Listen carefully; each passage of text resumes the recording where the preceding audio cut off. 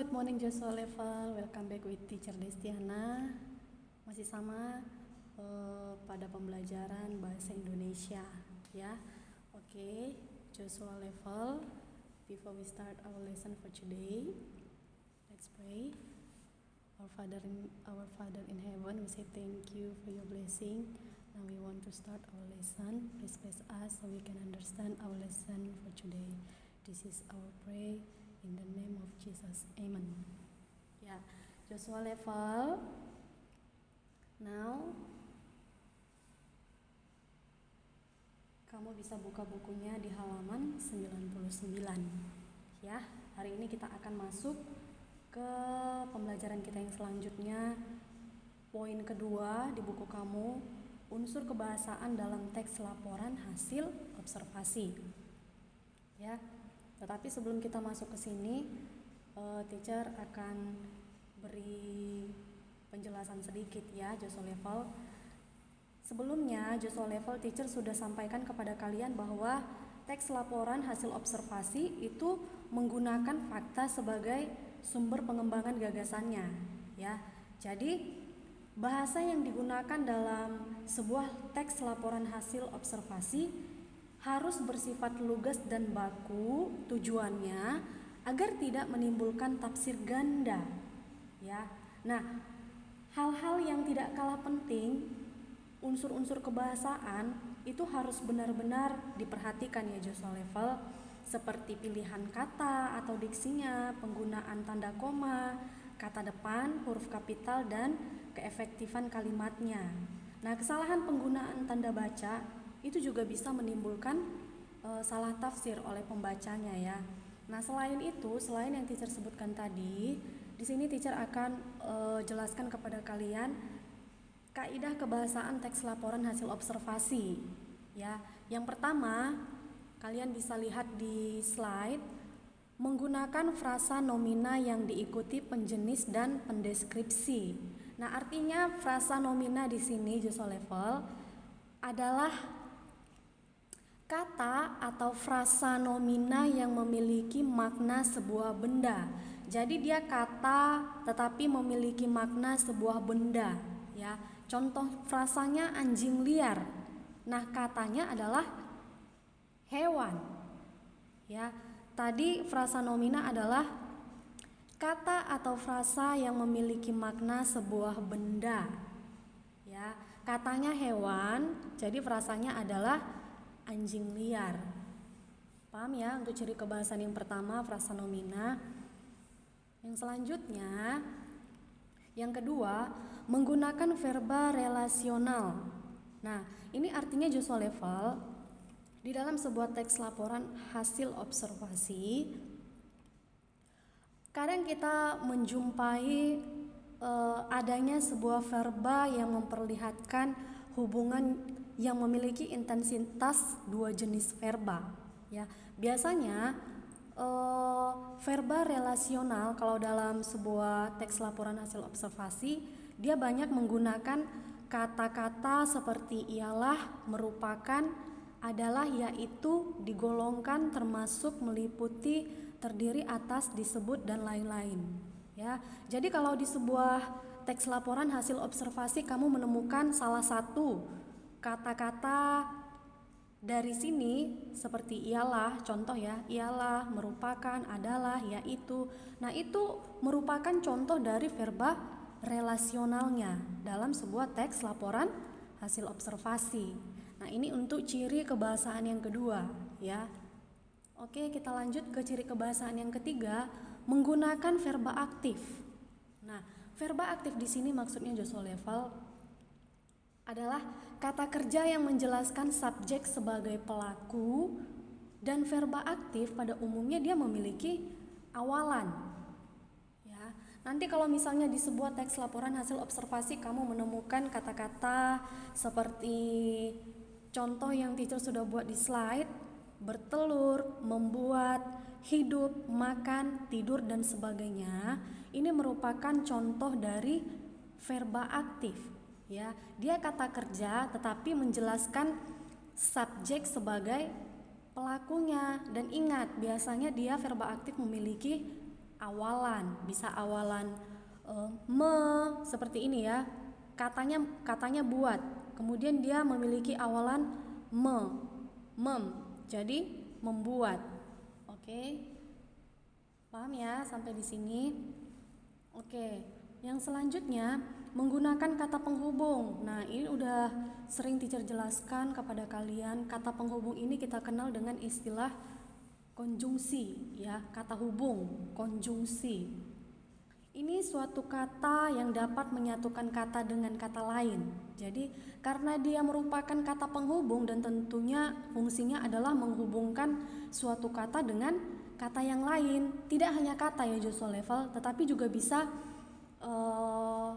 kata menjadi sebuah kalimat, lalu menghubungkan kalimat dengan kalimat sehingga dia menjadi sebuah paragraf ya. Nah, ini jenis-jenis kata hubung atau konjungsinya. Kalau dia kata hubungnya dan serta, berarti dia menyatakan tambahan ya. Kemudian kalau kata hubungnya berbeda dengan, berarti dia menyatakan suatu perbedaan. Kalau dia menggunakan kata hubung atau konjungsi sebagaimana seperti halnya, berarti dia menyatakan persamaan. Kemudian kalau dia ingin menyatakan pertentangan, biasanya dia biasanya di dalam sebuah teks laporan hasil observasi, dia akan menggunakan kata hubung atau konjungsi tetapi sedangkan namun pilihan ya, atau. Jadi banyak ya untuk kata penghubung atau konjungsi yang digunakan di dalam sebuah teks laporan hasil observasi. Ya. Kemudian ciri kebahasaan yang selanjutnya, menggunakan paragraf dengan kalimat utama untuk menyusun informasi utama, diikuti dengan rincian aspek yang hendak dilaporkan dalam beberapa paragraf sehingga akan mudah dipahami oleh pembacanya. Jadi ciri kebahasaan yang selanjutnya, sebuah teks laporan hasil observasi menggunakan paragraf dan tentunya di dalam sebuah paragraf itu pasti mengandung sebuah kalimat utama dan pastinya juga terdapat informasi utamanya ya nak. Ya, jadi ini ciri kebahasaan yang selanjutnya, menggunakan paragraf dengan kalimat utama untuk menyusun informasi utamanya. Kemudian, ini ciri kebahasaan yang terakhir dalam sebuah teks laporan hasil observasi, yaitu menggunakan kata keilmuan atau yang kita kenal dengan istilah teknis ya. Nah, ini teacher maksudnya kata keilmuan atau istilah teknis ini apa sih? Kalau teacher tidak salah sebelumnya teacher juga sudah pernah membahas kepada kalian tentang istilah teknis ya.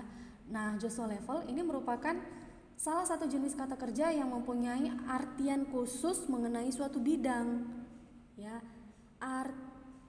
Kata kerja yang mempunyai artian yang khusus mengenai suatu bidang. Jadi tujuan digunakannya kata keilmuan atau istilah teknis dalam sebuah teks laporan hasil observasi ini adalah untuk memudahkan pemahaman pembacanya. Jadi kan kalau contoh nih, di dalam sebuah teks laporan hasil observasi pasti kamu menemukan beberapa istilah teknis atau kata-kata yang berhubungan dengan keilmuan ya. Dan tentunya tidak semua orang paham akan istilah keilmuan atau istilah-istilah yang berhubungan dengan keilmuan ya. Nah, oleh karena itu di dalam sebuah teks laporan hasil observasi kita juga harus memperhatikan kata keilmuan atau istilah teknis yang akan kita gunakan ya. Nih contohnya teacher sudah buat: herbivora, degeneratif, osteoporosis, mutualisme, parasitisme, pembuluh vena, leukemia, sindrom, fobia dan lain-lain. Dan kalau misalnya nih kata-kata ini, kata-kata keilmuan ini atau istilah teknis ini terdapat dalam sebuah teks laporan hasil observasi. Teacher yakin tidak semua dari kalian paham apa artinya.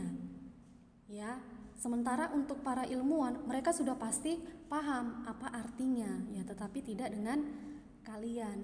Nah, itulah tujuannya mengapa di dalam sebuah teks laporan hasil observasi itu juga menggunakan kata ilmuwan atau istilah teknis. Jadi tujuannya untuk memudahkan pemahaman pembacanya terhadap teks laporan hasil observasinya. Oke? Ya, Joshua Level, untuk feedback kita hari ini, kamu bisa mengerjakan halaman 104 bagian B, yaitu ciri kebahasaan teks laporan hasil observasi. Teacher singkat dengan LHO, ya. Jadi di sana sudah tersedia kolomnya, ya. Jadi judul teks laporan hasil observasi yang nanti kamu akan analisis ciri kebahasannya adalah berjudul kedelai yang ada di halaman 102. Ya, contoh yang pertama ciri bahasanya menggunakan kata benda penjenis dan kata benda pendeskripsi. Nah, nanti kamu bisa cari dari teks yang ada di halaman 102 yang berjudul kedelai. Lalu bukti tekstualnya itu nggak perlu semuanya kamu salin ke dalam kolomnya, ya. Tetapi kamu cukup mengutip satu kalimat saja yang menjadi perwakilan dari misalnya kata benda penjenis dan kata benda pendeskripsinya, ya. Paham ya Joshua Level? Oke, cukup sekian pembelajaran kita hari ini ya Joshua Level. Semoga bermanfaat buat kalian. See you next time and God bless you. Thank you.